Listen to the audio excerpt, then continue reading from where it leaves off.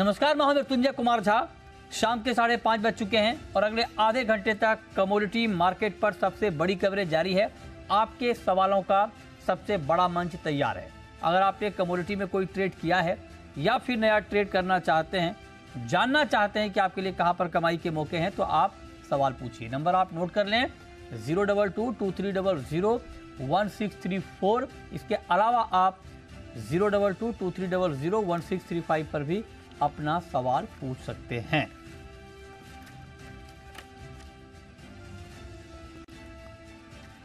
और चलिए, आज हम सबसे पहले बात करने वाले हैं एक महत्वपूर्ण खबर की, बड़ी खबर की। और खबर यह है कि सरकार ने दालों पर सख्ती बढ़ाई है और सख्ती बढ़ाते हुए खबर यह है कि सरकार ने जो दालों पर स्टॉक लिमिट की समय सीमा है उसको बढ़ाई है और तुअर और उड़द दाल पर स्टॉक लिमिट 2 महीने तक बढ़ा दी गई है। मतलब अक्टूबर से बढ़ाकर अब इसे दिसंबर कर दिया गया है। 31 दिसंबर तक अब ये लिमिट रहेगी, तुअर और उड़द पर स्टॉक लिमिट। ये फैसला लिया है। इसके अलावा होलसेलर्स और बड़े रिटेलर्स के लिए भी लिमिट कम कर दी है कि मतलब आप ज़्यादा नहीं स्टॉक रख सकते। और बड़े रिटेलर्स होलसेलर के लिए स्टॉक की लिमिट अब 50 मीट्रिक टन होगी, जो पहले 200 मीट्रिक टन थी। दाल मिल्स 1 महीने का ही स्टॉक रख पाएंगे। ये बड़ी खबर इस वक्त आ रही है। इस पर डिटेल जानकारी के साथ जी मीडिया संवाददाता अमरीश पांडे इस वक्त हमारे साथ जुड़े हैं। अमरीश, बताइए इसमें और क्या डिटेल इन्फॉर्मेशन है। तो सरकार लगातार एनालिसिस कर रही थी। जो डिस्क्लोजर्स मिले थे मिलर्स की तरफ एसोसिएशन की तरफ से और जो इनपुट से सरकार के पास, उनकी एनालिसिस के बाद सरकार को यह स्पष्ट हुआ कि ये जानबूझकर होर्डिंग की जा रही है और इस होर्डिंग को रोकने के लिए सरकार ने पहली बार तो स्टॉक लिमिट लगाई थी। अब वो स्टॉक लिमिट के दायरे को और बढ़ा दिया, साथ साथ जो स्टॉक रखने की जो क्षमता है उसको भी घटा दिया है। इसका साफ असर जो है, सरकार की उम्मीद है कि इसका साफ असर पड़ेगा आने वाले सीजन में मार्केट में उपलब्धता को लेकर, क्योंकि लगातार ये देखा जा रहा था कि इंपोर्ट तो हो रहा है लेकिन मार्केट में उसका एक क्रंच है, लगातार बना हुआ है। उसको ही सॉर्ट आउट करने के लिए सरकार ने ये लिमिट लगाई है। साथ ही साथ केंद्र सरकार ने राज्यों को और यूनियन टेरिटरीज को लिखा भी है कि इस आदेश को सख्ती से, और जो लिमिट है, जो कि प्रेस्क्राइब्ड लिमिट है। अच्छा, ठीक है। तो मतलब त्योहारों पर दालों की सप्लाई बनी रहे, उस पर कोई किल्लत ना आए, उसको ध्यान में रखते हुए ये फैसला लिया गया है। हमारे साथ बिमल कोठारी हैं, चेयरमैन हैं आईपीजीए के, Indian pulses and grain association के, और साथ ही सुनील बलदेवा हैं, प्रेसिडेंट हैं आप्टा के।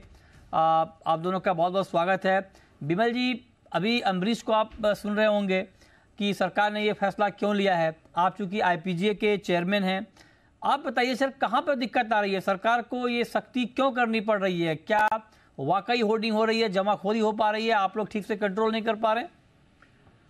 धन्यवाद मृत्युंजय जी। पहले तो मैं बताऊं, कोई नया ऐसा कोई खास कदम तो नहीं उठाया गया। इन्होंने एक्सटेंड किया है इसको, जो स्टॉक की जो लिमिट जो सीमा रखी हुई है उसको उन्होंने एक्सटेंड किया दिसंबर तक। और ये एक एहतियातन के हिसाब से इन्होंने कदम उठाया है कि फेस्टिवल सीजन है सामने, उसमें दामों की कोई वृद्धि नहीं, उसको ध्यान पे रखते हुए उन्होंने किया है। मैं नहीं समझता हूँ इससे कोई खास कोई फर्क पड़ने वाला। मार्केट ऑलरेडी जो है, मैं आपको पहले भी हमारे जो आपके प्रोग्राम है मैंने कहा था कि अफ्रीका की जो तुअर आएगी उससे बाजार स्टेबल होगा या बाजार नीचे होंगे। तो धीरे धीरे मैं देख रहा हूँ कि जो अफ्रीकन तुअर है उसकी अराइवल अब बढ़ रही है। एक वेसल पहुंच भी रहा है 2-3 दिन के अंदर में। उसमें लगभग 24,000 टन माल है। कंटेनर भी काफी सारे लोड हो रहे हैं और भी जो वेसल्स है मोजाम्बिक से लोड होने के वो चल रहा है। थोड़ा सा कोई फाइटों का इशू आ रहा है, तो हर जगह से वहां से अगले महीने में यहाँ पे काफी माल की अराइवल हो जाएगी। मुझे नहीं लगता कोई मालों में वृद्धि होगी। ये एहतियातन तौर ये एक कदम उठाया गया है, इससे कोई खास फर्क नहीं पड़ेगा। मार्केट जो है डिमांड एंड सप्लाई पे वो उसकी जो प्राइस फिक्स कर रही है डिमांड सप्लाई पे होगी। अफ्रीका की तुअर की सप्लाई बनी रहेगी। फेस्टिवल सीजन में मुझे नहीं लगता कोई दामों में कोई वृद्धि होगी। इनफैक्ट मैं समझता हूँ कि दामों में ऑलरेडी दाम कम होने शुरू हो गए हैं। कुछ जो अफ्रीकन वैरायटी के दाम है ऑलरेडी कम हो गए हैं और भी इसमें कमी आएगी दामों में।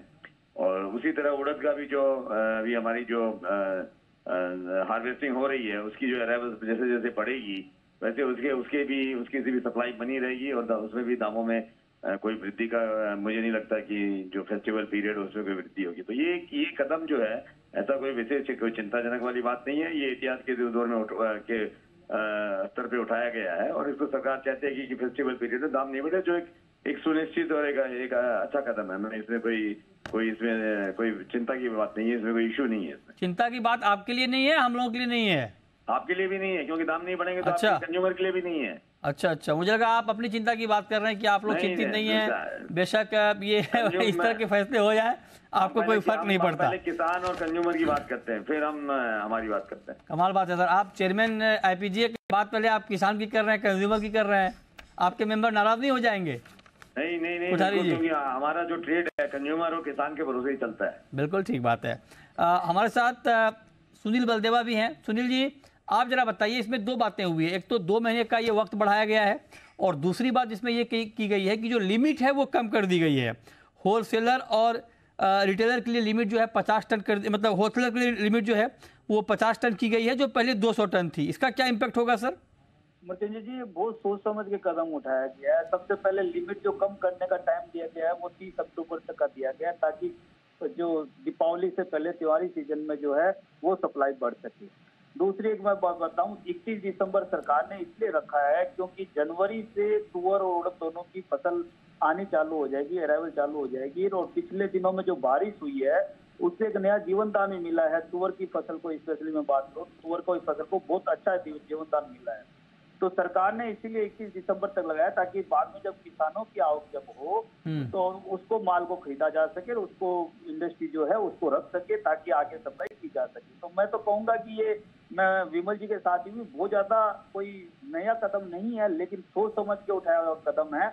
और एक बात मैं ये भी कहूंगा कि अब चूंकि वहां से लोडिंग चालू हो गई है, थोड़ी स्मूथ होने चालू हो गई है मोजम्बिक और अन्य अफ्रीका कंट्री से, तो आने वाले दिनों में हमें तुअर की सप्लाई दिखा देगी। तो मुझे फिर लगता है कि तुअर में अब हमें चिंताजनक करने की कोई दिक्कत नहीं है, क्योंकि 2-3 महीने जो है हम इम्पोर्ट से, उसके बाद में हम अपनी डोमेस्टिक क्रॉप से आराम से हमारे जो भाव जो है कंट्रोल में, न कि केवल कंट्रोल रहेंगे बल्कि हो सकता है कि काफी रिलीफ कंज्यूमर को मिल जाए।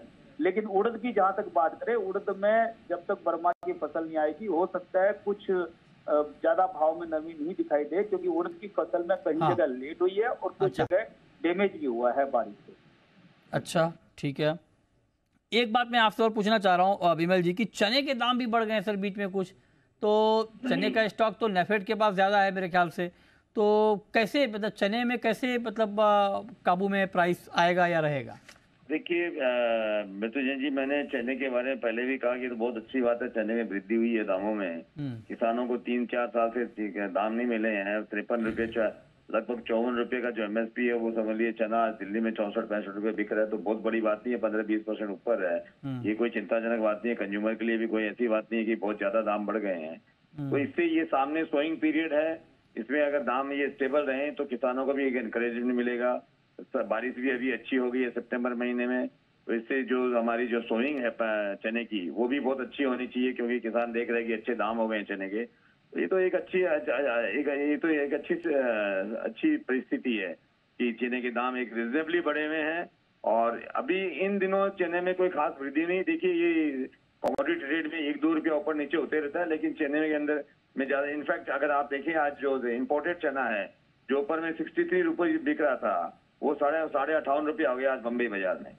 तो ऊपर के भाव में तो चने में मंदी आई है। अच्छा। लेकिन मैं समझता हूँ इन भावों में भी जो है चना जो अगर स्टेबल रहता है तो कोई खास बात नहीं है, उल्टा किसानों को इससे फायदा होने वाला है। हमारी क्रॉप अच्छी आगे की, रबी की जो क्रॉप है वो बहुत अच्छी होनी चाहिए।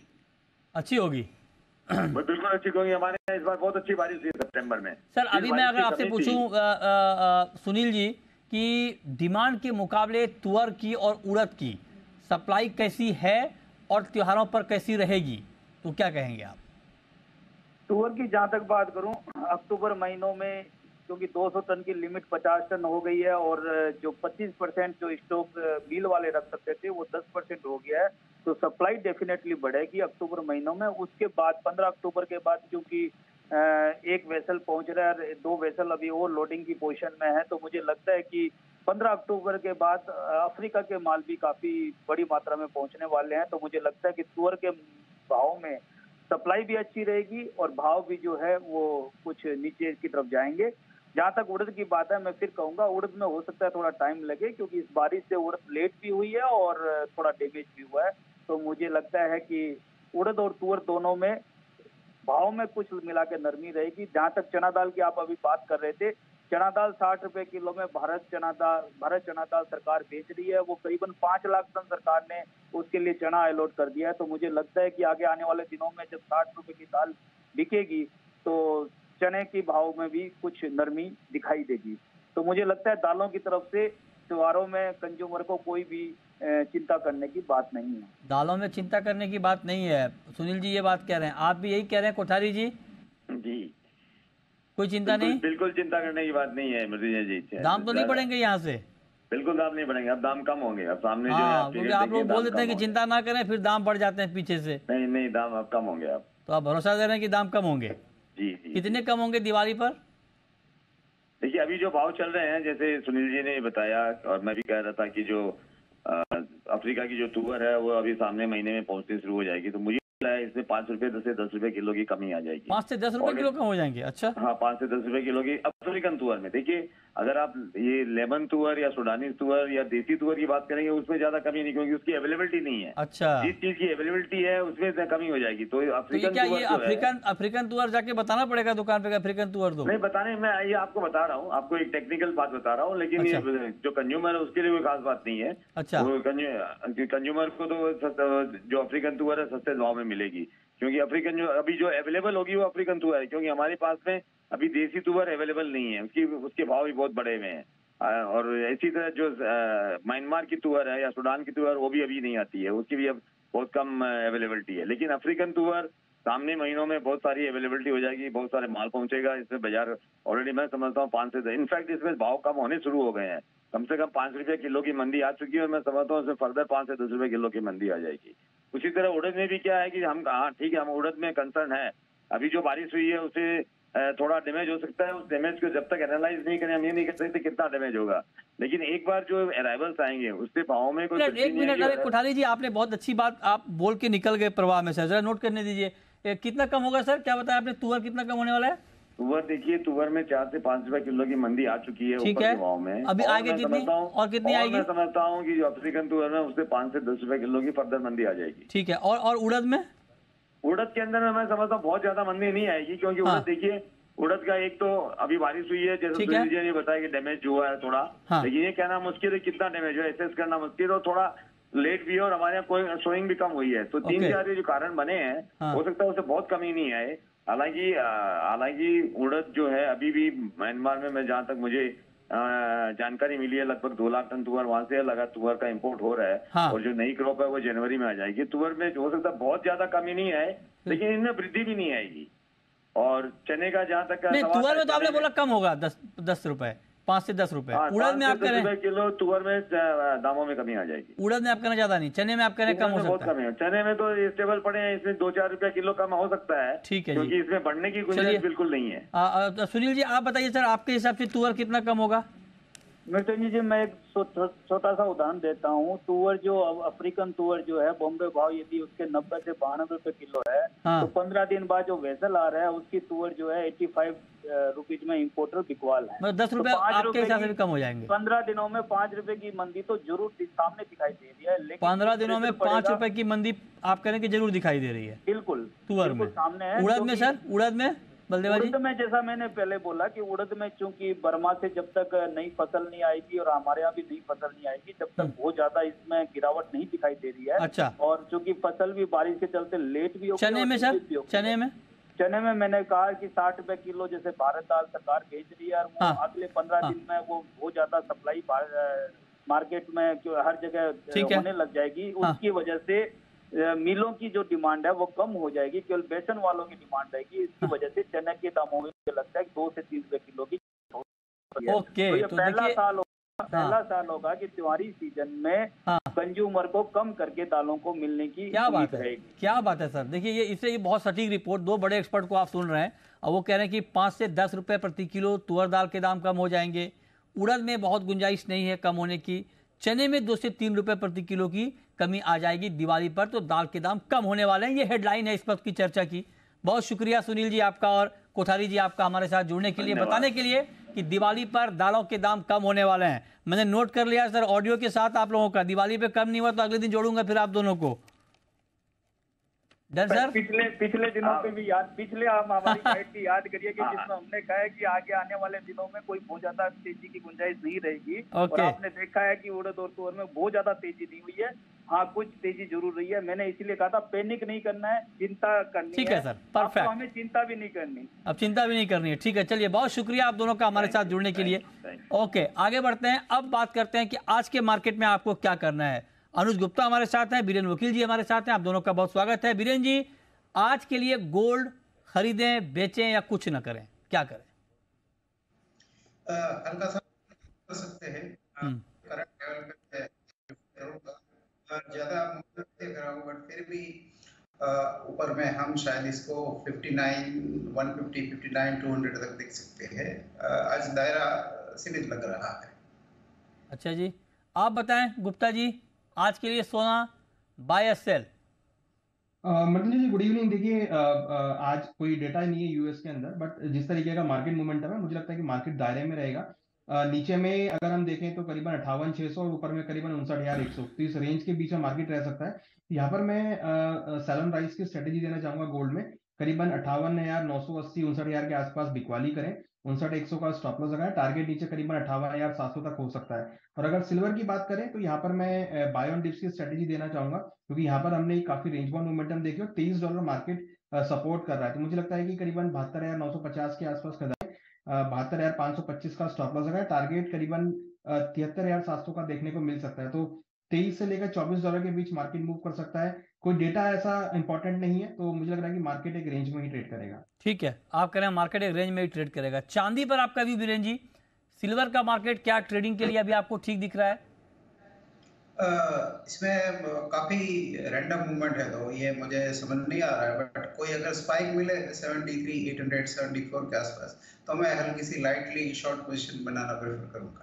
ओके, ठीक है। अब हम शुरू करते हैं सवाल और जवाब। पहला सवाल है राम निवास का, पूछिए राम निवास जी। जी मृत्युंजय जी नमस्कार। नमस्कार सर, पूछें। आदरणीय मृत्युंजय जी, मेरा सवाल है कि करंट रेट पे जिंक और कॉपर में क्या करें?